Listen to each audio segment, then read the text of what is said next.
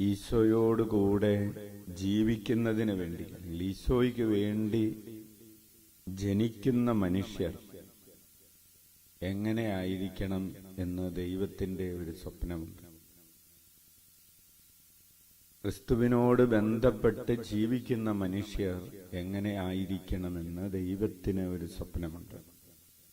ആ സ്വപ്നത്തെക്കുറിച്ചാണ് നമ്മൾ ഇന്ന് 2 വായനകളിൽ വായിക്കുന്നത്. ഒന്നാമത്തെ വായനയിൽ സാംസന്റെ ജനനത്തെക്കുറിച്ചാണ്. സുവിശേഷത്തിൽ സ്നാപക യോഹന്നാന്റെ ജനനത്തെക്കുറിച്ചാണ്. സ്നാപക യോഹന്നാന്റെ ജനനത്തെക്കുറിച്ച് സക്കറിയായോട് ദൂതൻ പറയുകയാണ്, അവന്റെ ജനനം അനേകം ജനതകൾക്ക് ആനന്ദദായകമായിരിക്കും.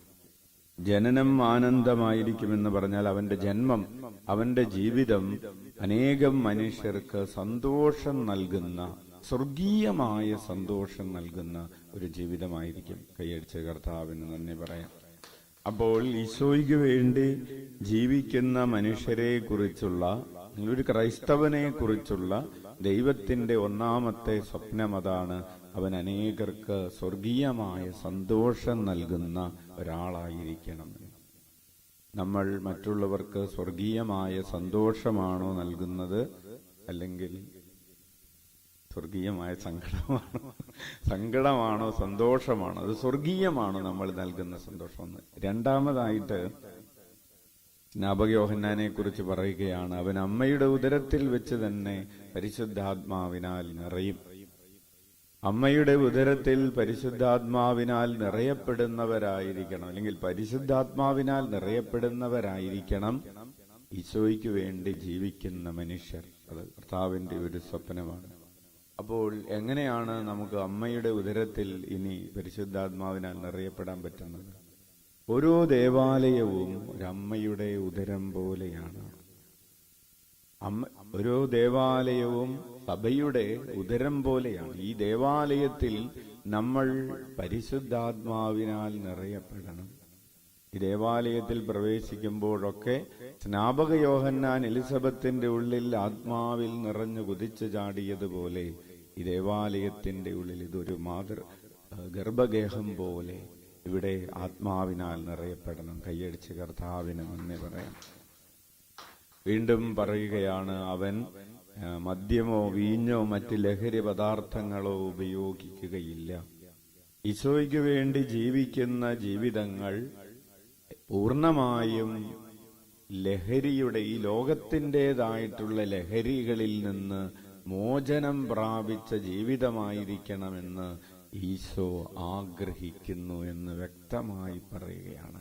അത് ഒരു വലിയ മൂല്യമാണ്. എല്ലാ തരത്തിലുള്ള ലോകത്തിന്റെ അശുദ്ധികളിൽ നിന്ന്, തിന്മകളിൽ നിന്ന്, ലഹരികളിൽ നിന്ന് അകന്നിരിക്കുക എന്ന് പറയുന്നത് ദൈവം ആഗ്രഹിക്കുന്ന ഒരു മൂല്യമാണ്. അത് ദൈവത്തിന്റെ സ്വപ്നമാണ്. കൈയടിച്ച് കർത്താവിന് നന്ദി പറയാം. നാലാമതായി അവിടുന്ന് പറയുകയാണ്, ഈ ജനിക്കാൻ പോകുന്ന മനുഷ്യൻ ദൈവത്തിനു വേണ്ടി ജീവിക്കുന്നവരായിരിക്കും. അതായത് അവർ എനിക്ക് മുമ്പേ, കർത്താവിന് മുമ്പേ പോയി കർത്താവിന്റെ വഴികൾ ഒരുക്കുന്ന.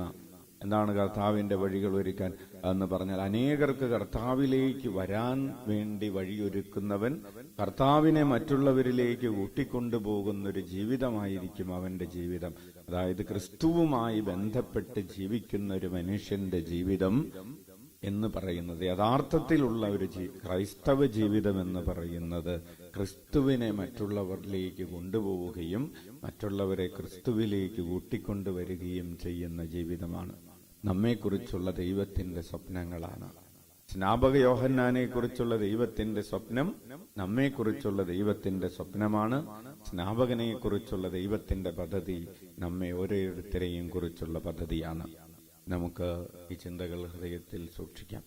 നമ്മുടെ അനുദിന ജീവിതത്തിൽ ആത്മാവിനാൽ നിറയപ്പെടുന്നതിനാഗ്രഹിക്കാതെ പോയ നിമിഷങ്ങളുണ്ട്. കർത്താവിന് വഴിയൊരുക്കാതെ പോയ സമയങ്ങളുണ്ട്. പലതരത്തിലുള്ള ലോകത്തിന്റെ ലഹരികൾക്ക് അടിമപ്പെട്ടു പോയ സമയങ്ങളുണ്ട്. നമുക്ക് അനുദപിക്കാം.